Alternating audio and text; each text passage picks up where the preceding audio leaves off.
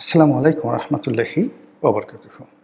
সম্মানিত দর্শক, প্রধানমন্ত্রী হিসেবে তারেক রহমান একটি সরকারি বাসভবনে তিনি বসবাস করবেন সপরিবারে, এবং তার সেই বসবাসের যাবতীয় খরচ রাষ্ট্র বহন করবে। ইতিপূর্বে প্রধানমন্ত্রীর জন্য নির্ধারিত বাসভবন ছিল গণভবন। এটি সংসদীয় গণতন্ত্রের জন্য ঐতিহাসিক, আর ভবনটির যে লোকেশন, এটিও একজন প্রধানমন্ত্রীর জন্য সব দিক থেকে অত্যন্ত গুরুত্বপূর্ণ এবং যাকে বলা হয় সার্বিক বিবেচনায় উপযুক্ত। যেটি পুড়িয়ে দেওয়া হয়েছে গণভবন, এই গণভবনটির সঙ্গেই লাগোয়া স্পিকারের বাসভবন, তারপর সংসদ ভবন, এরপর পরিকল্পনা কমিশন, যেটা খুবই গুরুত্বপূর্ণ এবং একেবারে খুব কাছাকাছি, বলতে গেলে ওয়াকিং ডিস্টেন্স, সেটি হলো প্রধানমন্ত্রীর কার্যালয়। অন্যদিকে সংসদ সদস্য যারা আছেন তারা দুটো অংশে ওখানে বসবাস করেন। মানিক মিয়া এভিনিউতে একটি অংশে বসবাস করেন, আরেকটি অংশ বসবাস করেন হলো সেই পুরাতন বিমানবন্দরের সামনে যে প্রধানমন্ত্রীর কার্যালয় রয়েছে, সেই কার্যালয়ের পাশে বেশ কয়েকটি বিল্ডিং রয়েছে যেখানে এমপিরা বসবাস করেন। তো এই যে প্ল্যানগুলো করা হয়েছে, এমপি, পরিকল্পনা কমিশন, প্রধানমন্ত্রীর কার্যালয়, স্পিকার, ডেপুটি স্পিকার সবাই একসঙ্গে পাশাপাশি থাকবেন, ওয়াকিং ডিস্টেন্সে থাকবেন। তো সেই ভবনটিকে পুড়িয়ে দেওয়া হয়েছে, কিন্তু সেটিকে মেরামত না করে, সেটিকে ভবিষ্যৎ প্রধানমন্ত্রীর জন্য বসবাস উপযোগী না করে সাবেক যে অন্তর্বর্তীকালীন সরকার, তারা যে এজেন্ডা বাস্তবায়ন করতে এসেছিল যে একটি গণতন্ত্র এবং সংসদীয় গণতন্ত্র, এটির কবর রচনা হবে। প্রধানমন্ত্রী নামক যে পদ, এই পদটি কলঙ্কিত হবে, এবং সেই জন্য এরকম একটি উল্লেখযোগ্য বাসভবন, ঐতিহাসিক বাসভবন, সেই বাসভবনটিকে দুমড়ে মুচড়ে শেষ করে দিয়ে সেখানে একটি জাদুঘর তৈরি করা হয়েছে। এত বিশাল জায়গা, সেখানে একটি জাদুঘর যদি তৈরি করতে হতো, তাহলে সেই ভবনের সামনের কিছু অংশ, পেছনের কিছু অংশ, বা যে কোনো জায়গায় একটা ত্রিভুজ আকৃতির 2-4 বিঘা জমি নিয়ে একটা সুন্দর সেই জাদুঘর সেখানে তৈরি হতে পারতো, এবং সেই জাদুঘর যদি তৈরি হতো, ওখানে বসবাসরত যারা প্রধানমন্ত্রী ভবিষ্যতে আসবেন বা বর্তমানে আছেন, তাদের জন্য ওটা একটা সাইকোলজিক্যাল ট্রিটমেন্ট হতো, যে আমরা যদি শেখ হাসিনার মতো এরকম করি, তাহলে এই বাড়ির সম্মুখ সারিতে বা দক্ষিণ প্রান্তে, উত্তর প্রান্তে যে জাদুঘরটি আছে, সেই জাদুঘরটিতে যা কিছু সংরক্ষিত রয়েছে সেগুলো আমার জন্য প্রযোজ্য হবে। এনিওয়ে, যারা করেছেন আল্লাহ তাদেরকে হেদায়েত দান করুন। ইতিহাস কখনো থেমে থাকে না, ঐতিহ্য কখনো বন্ধ করে রাখা যায় না। তো সেই অর্থে জনাব তারেক রহমান সাহেব প্রধানমন্ত্রী হওয়ার পর তিনি একটি সুরক্ষিত বাসভবন, সুন্দরতম বাসভবন এখানে বসবাস করবেন, এটা তার নসিবে হলো না। দ্বিতীয়ত হলো যে এই গণভবনে অনেকটা জিদ করে বা কী কারণে বেশি সময় বসবাস করেননি বঙ্গবন্ধু। তিনি এখন তারেক রহমান সাহেব যে কাজটি করতে যাচ্ছেন, ঠিক একইভাবে তিনি খুব স্বল্প পরিমাণ সিকিউরিটি নিয়ে তার যে বাসভবন 32 নম্বরে তিনি ছিলেন। তো 32 নম্বরে থাকার খেসারত তাকে কীভাবে দিতে হয়েছে, এটা ইতিহাস সবাই জানেন। তারেক রহমান সাহেব এখন যেখানে আছেন, তার যে বাড়ি, এই বাড়িটা নিয়েও কিন্তু নানা রকম যাকে বলা হয় কুফার কাহিনী আছে। কুফার কাহিনী কিভাবে আছে আমি আপনাকে বলি। কুফা মানে অভিশাপের কাহিনী আছে। শহীদ প্রেসিডেন্ট জিয়াউর রহমানের হত্যাকাণ্ডের পর ধরে নেওয়া হয় এই হত্যাকাণ্ডের সঙ্গে অনেকে জড়িত, এবং বিএনপি বারবার বলার চেষ্টা করেছে এরশাদ এর সঙ্গে জড়িত।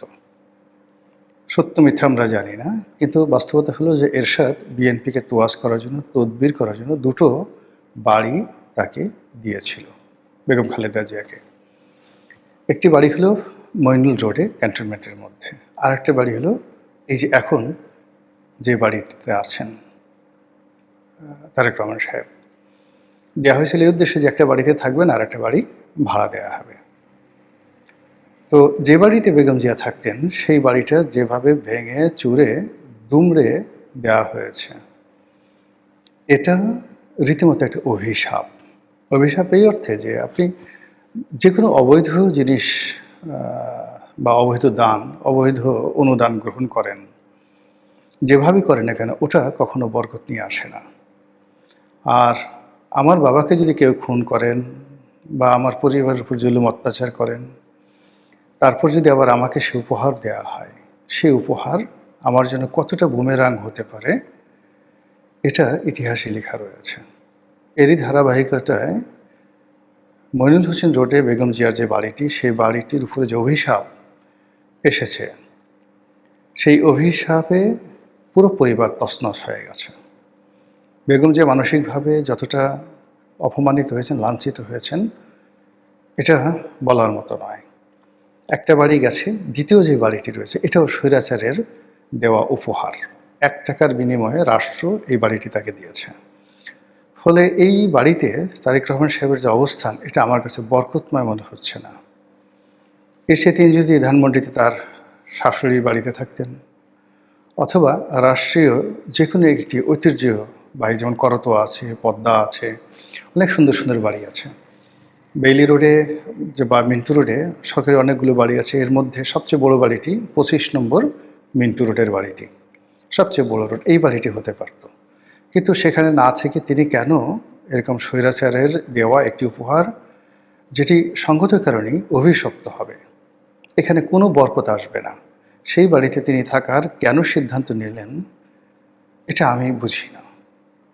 আমি নিজে দেখা যাচ্ছে যে আধুনিক হওয়ার চেষ্টা করি, কিন্তু তারপরেও মনের অজান্তে জাদু বিদ্যা, বান টোনা, কালো জাদু ইত্যাদি অনেকগুলো বিষয়, শয়তান ভূত প্রেত, এগুলোর সত্যতা বিশ্বাস না করলেও অবিশ্বাস করার কোনো কারণ নেই, কোনো কারণ নেই। প্রতিটি ধর্মগ্রন্থে এই বিষয়ে স্পষ্ট তথ্য প্রমাণ সহকারে বলা হয়েছে। তো কাজেই আমাদের এই পৃথিবীতে অনেক অলৌকিক ঘটনা ঘটে, অনেক অভিশাপের ঘটনা ঘটে, বারবার ঘুরে ফিরে একই ঘটনা কেন একই ব্যক্তির জীবনে ঘটে, একই পরিবারের উপরে ঘটে। কোনো কোনো পরিবার কেন নির্বংশ হয়ে যায়, বংশের কোনো রকম বাতি জ্বালানোর কেউ থাকে না। আবার কোনো কোনো বংশ কেন হাজার হাজার বছর ধরে এই পৃথিবীতে বসবাস করে, যেমন হজরত ইব্রাহিম আলাইহিসসালামের বংশধররা পৃথিবীতে আছে। মোহাম্মদ রসুল্লাহ সাল্লাহ ইসলামের আওলাদ আওতাদরা এখনও পৃথিবীতে আছে, কিন্তু আবু জেহেলের আওতাদ কারা, ফেরাউন রামসেসের আওতাদ কারা, আওলাদ কারা, আমরা তো তাদেরকে চিনি না। এইরকম অনেক কিছু এই পৃথিবীতে হয়, এই জিনিসগুলো তো আপনি অস্বীকার করতে পারবেন না। অনেকগুলো ভূমি রয়েছে খুবই বরকতময়। এই যে ধরেন ইসরায়েল যে জায়গাটি, কেন এই জায়গাটিতে বারবার এরকম হচ্ছে, হাজার হাজার বছর ধরে, 5000 বছর ধরে শুধু এইরকমই হচ্ছে, ঘুরে ফিরে, মানে মৌচাকের কাছে যেভাবে মৌমাছি যায়, সারা পৃথিবীর মানুষ আকর্ষণ, প্রেম, ভালোবাসা সব কিছু কেন এই ভূমিটিকে কেন্দ্র করে, জেরুজালেমকে কেন্দ্র করে হয়। আবার পৃথিবী সৃষ্টির পরে সব কিছু কেন ইরানকে কেন্দ্র করে হয়। আবার কিয়ামত হওয়ার পরে কিয়ামতের যে হাসর নসরের ময়দান, এটাও এই ইরানের এই ভূমিতে, দ্য পার্সিয়ান যে ল্যান্ড, এখানে হবে। কেন বলেন তো? বাংলাদেশে কেন হলো না? ইরানে কেন হবে? এই ইরান নিয়ে এত যুদ্ধ কেন? আলেকজান্ডার কেন সেখানে যাবে? আলেকজান্ডার কেন ঢাকা এলেন না, সোনারগাঁ এলেন না, আমার গলা চিপে কেন গেলেন না?